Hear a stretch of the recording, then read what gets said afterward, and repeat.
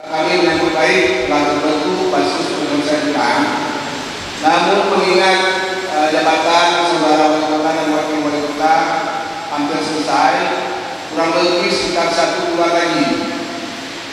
Nah, untuk penyelesaian utang ini kita berharap wali kota yang sedang menjabat sekarang ini seperti janji kemarin, beliau bertanggung jawab penyelesaian utang ini akan berakhir sebelum jabatan beliau berakhir.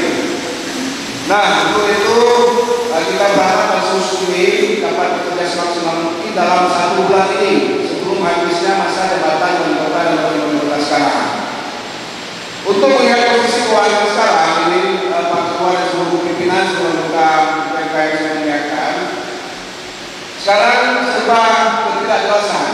Dari RHP PPK kita sudah melihat hutang tahun 2021 sebesar 158,7 miliar. Jadi ini bukan angka kecil, ini yang kayak besar. Dan untuk penyelesaian hutang di tahun 2022 ini tidak belum selesai semuanya.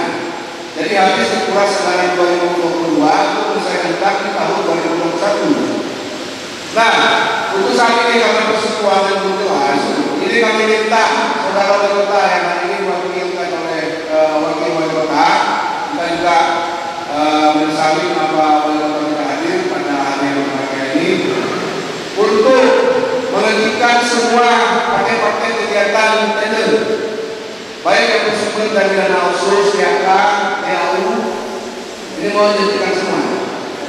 Berikut dengan dana otsus, kita sudah mendengar informasi yang disampaikan oleh juru bicara pemerintah provinsi kemarin itu, katanya anggaran otsus belum transfer. Nah, kalau DAK, DAU mungkin sudah. Jadi kita ingin melihat kejelasan dulu semua dana transfer dari pusat ini berapa yang sudah masuk ke dalam kas daerah, setelah nanti berapa semua pendapatan yang sudah kita peroleh. Baru nanti kita tentukan belanja-belanja apa saja yang bisa kita laksanakan di kegiatan tahun 2022 ini.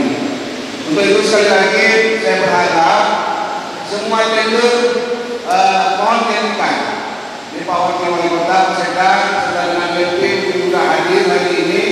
Kita minta untuk menyetop semua kegiatan-kegiatan pelelangan di LPC Kota Banda Aceh. Tadi saya lihat jor-joran sekali di lelang terus, padahal di rapat-rapat sebelumnya sudah kita ingatkan. Tender-tender tersebut jangan dijalankan dulu. Kita ingin lihat dulu posisi keuangan Kota Banda Aceh itu bagaimana. Jadi persoalan utang ini sangat serius dan kita sepirikan Pak Ketua. Kita harus selesaikan dalam 1 bulan ini sebelum habis masa jabatan wali kota dan wakil wali kota sekarang ini.